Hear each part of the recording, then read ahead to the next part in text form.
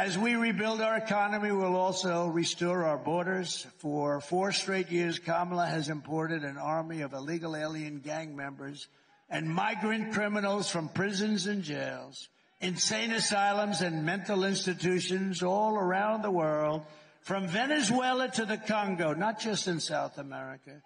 The Congo in Africa, many people are being brought in from the Congo.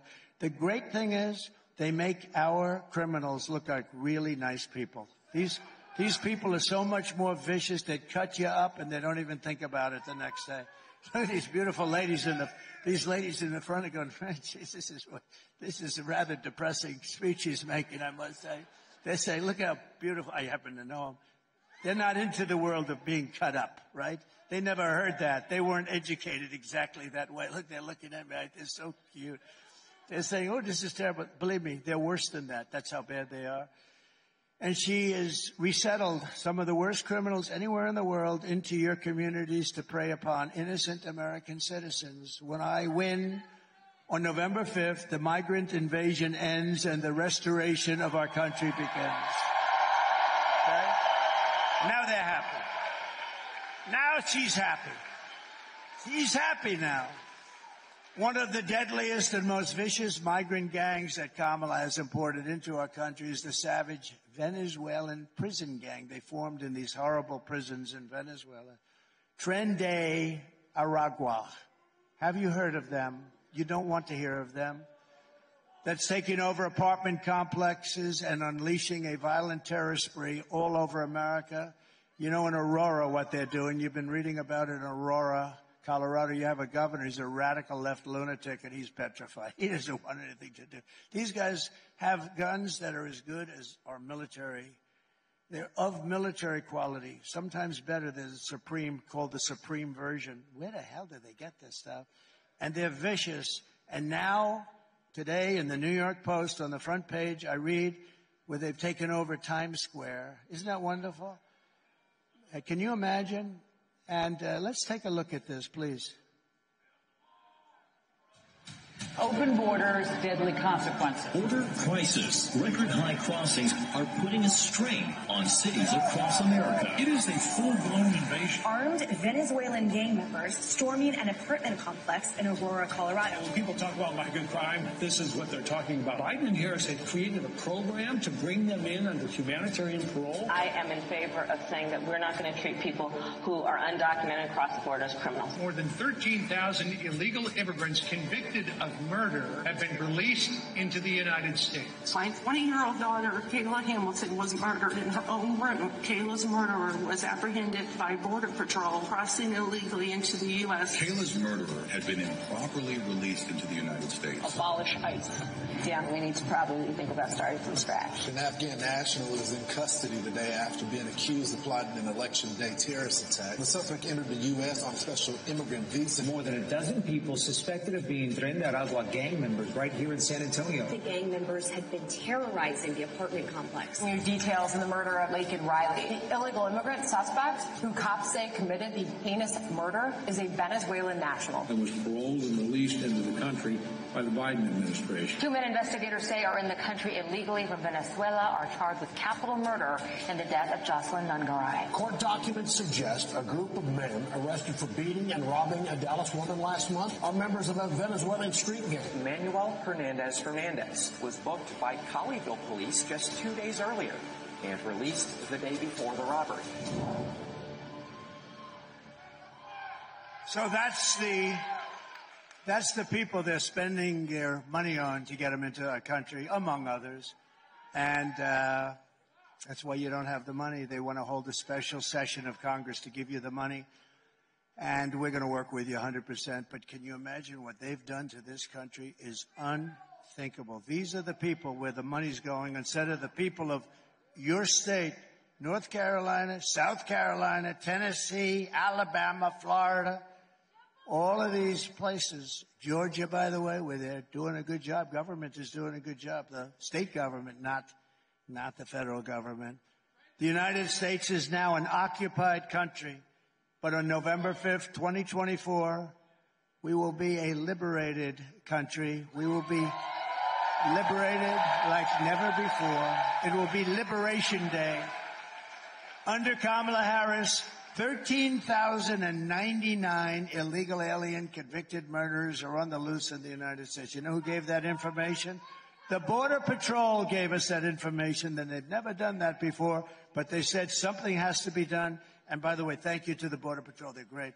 They endorsed your favorite president. They didn't only endorse me, saying I'm the greatest president there's ever been. I said, what about George Washington? Nah, you're better. What about Lincoln? What about Abraham Lincoln? Nope, you're better. They said I'm tougher on the border than Abraham Lincoln, right? Than Honest Abe. But, you know, they gave me a great endorsement, but at the same time, they did something that's pretty amazing because, you know, it's not easy for them to do this. They said she is the worst we've ever had. She never even called anybody for 3.5, 4 years. She never even called anybody. She never called one Border Patrol head, agent, never once, and she never visited the site. Never visited. This is a woman who is a disaster. She destroyed the greatest city in our country, I think might have been San Francisco. She destroyed San Francisco. She helped destroy California, which is hard to do with the weather, the water, the everything. The sun and the water has everything, everything perfect. The location, together with Gavin Newsom, the governor, she destroyed it. And we're not going to let her destroy the United States of America. We're not going to let her. Right? Just last week, 2 illegal alien members of the same savage Venezuela gang were arrested in New York for robbing, shooting, and murdering a 59-year-old man in a Connecticut hotel. It was a horrible, horrible scene. One of these monsters was a gotaway, and we're not even including gotaways in those numbers. You know what a gotaway is? That means they come through and nobody checks them. We built hundreds of miles of wall. We had the safest border in history. You remember my all-time favorite chart? I love that chart. I sleep with that chart. And it showed the best numbers. Put the chart up if you would. Just put it up. Put it up. If you can. Oh, I love it. I love it.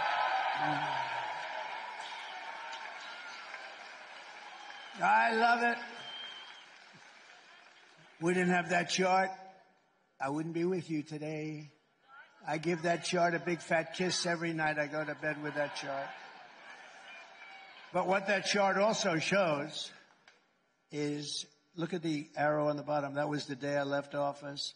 We had the lowest level of illegal immigrants coming into our country. Also drugs and lots of other things.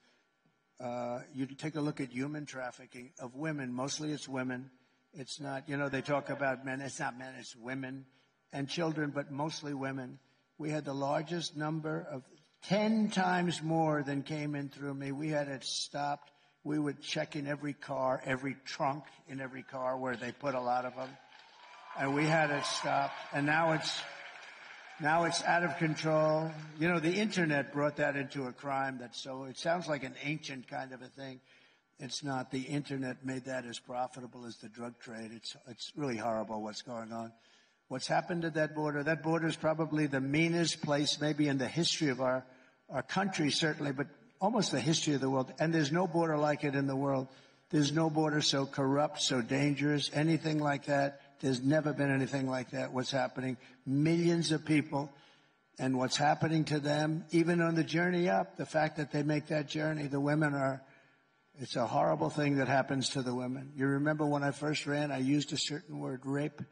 Everyone said, oh, he used the word rape. Well, rape, the percentage of women that are raped on the trip up, I won't say it, but you won't believe the number. It's just a horrible thing that happens, all because these people, they're basically saying, come up, we'll give you education, we'll give you this, you can stop it all in one day, you can stop it all in 1 hour, you can close that. So I built the wall, hundreds of miles. I then ordered 200 miles more. We could have had it up in 3 days. It flips up. Exactly what Border Patrol wanted, exactly what ICE wanted. We got exactly what they wanted. We could have had it done in literally 3 to 4 weeks, completed much more than I promised I was going to do. I built hundreds of miles. That's one of the reasons we were able to have it. Then I got Mexico to give us soldiers, thousands and thousands of soldiers, free of charge, by the way. Mexico, of course, I did tell them, if you don't do it, I'm going to put tariffs on all your cars that are coming in. I did tell. They actually said, no, we won't do it. We're not going to. I said, you got to give me 28,000 soldiers right away, free of charge. They looked at me. They said, we're not going to do that. Why would we do that? I said, you're going to do it 100%. You're going to do it. They said, we're not. I said, you are. They said, no way. I said, way. And then they started wondering, what the hell's going on over here? You know, they were pretty. I said, here's the story. If you don't give us those soldiers, because you're the ones that are letting them in your country and they're coming up from your southern border, if you're not going to give us those soldiers, I'm going to tariff you for 25%, then for 50%, then for 75%, and then for 100%. And you're going to pay us so much money that we can afford to buy an army if we want, like times 5. And I said, and I have the legislation on my desk, and I'm going to sign it right now unless I hear, sir, we would like very much to do exactly as you say. We will provide you with soldiers. And it wasn't only that, remain in Mexico. I mean, they said, we're not going to give you remain in Mexico. I said, of course you are, because you're letting them come through your country. We don't want them in our country until we're able to vet them and check them.